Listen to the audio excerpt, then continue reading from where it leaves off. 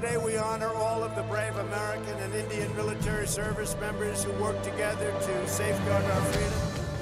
We stand proudly in defense of liberty, and we are committed to protecting innocent civilians from the threat of radical Islamic terrorism.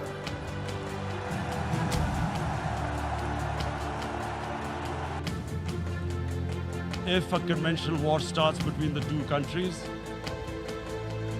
Mr. President, if a conventional war starts, and anything could happen, but supposing a country 7 times smaller than its neighbor is faced with the choice, either you surrender or you fight for your freedom till death, what will we do? I ask myself this question. And my belief is, La ilaha illallah, there is no God but one. And we will fight. And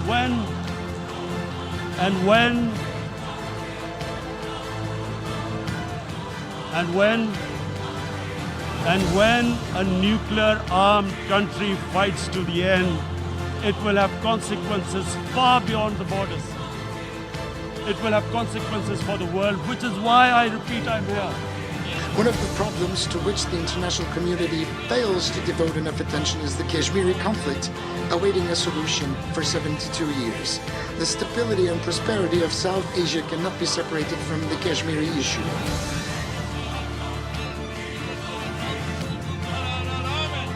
Despite the resolutions adopted by the United Nations Security Council, Kashmir is still besieged and 8 million people are still stuck in Kashmiri. They cannot get out.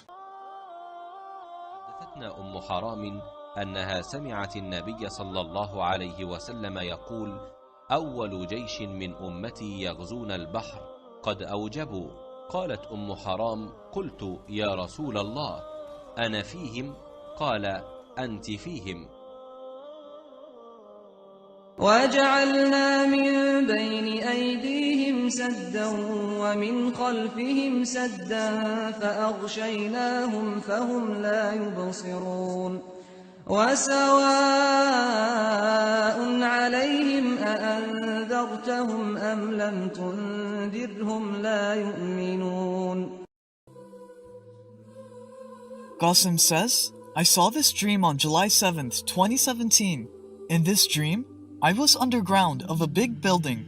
Someone approached me and told me that it would be better for me to exit this building. Some evil forces are invading our building, but I had unfinished work to do, so I stayed put. Those evil forces knew that in this building resides a man who will overcome all evil forces in the future. So they planned to completely destroy that building so that that man, as well as everyone living in it, would perish. Those forces spread a lot of destruction, but I didn't even feel that this building was being harmed. After some time, those forces assumed that the building was completely destroyed, so they left. I had also completed my work. I went outside to find out that the building was destroyed to a great extent. I said that this building is severely damaged and I didn't even know about it. I decided to search for those forces by following their footprints. When I traveled some distance, then I looked back to see how much distance I covered, and to check how much distance is left for me to reach those forces. Then I looked far away and saw a few buildings next to each other. Suddenly, there was a huge blast in the first building, and the strong impact created heavy air pressure. A high-pressured wind blasted everywhere, which caused me to fall on the ground. I closed my ears before the sound of impact could come, but I still heard the terrifying loud sound.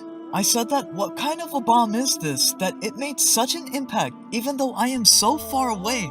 After that, a huge commotion began.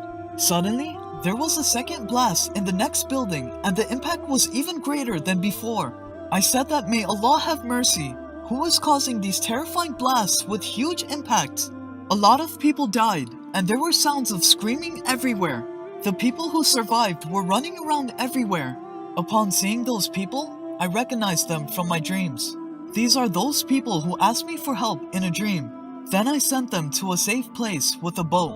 Then a third blast occurred, which was much more severe than the last two. And the impact was so much that this time, I fell flat on the ground.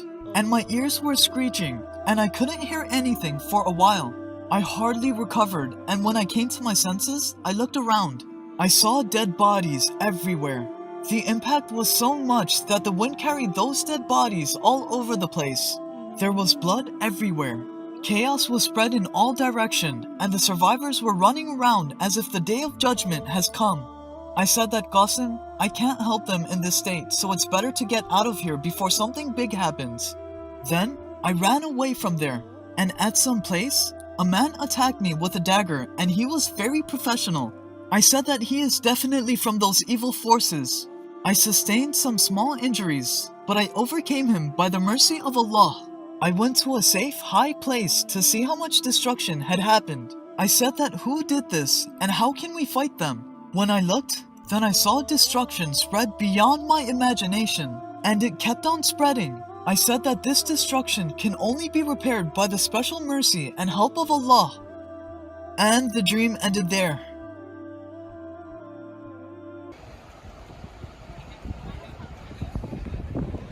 ثم تكون ملكا جبريا.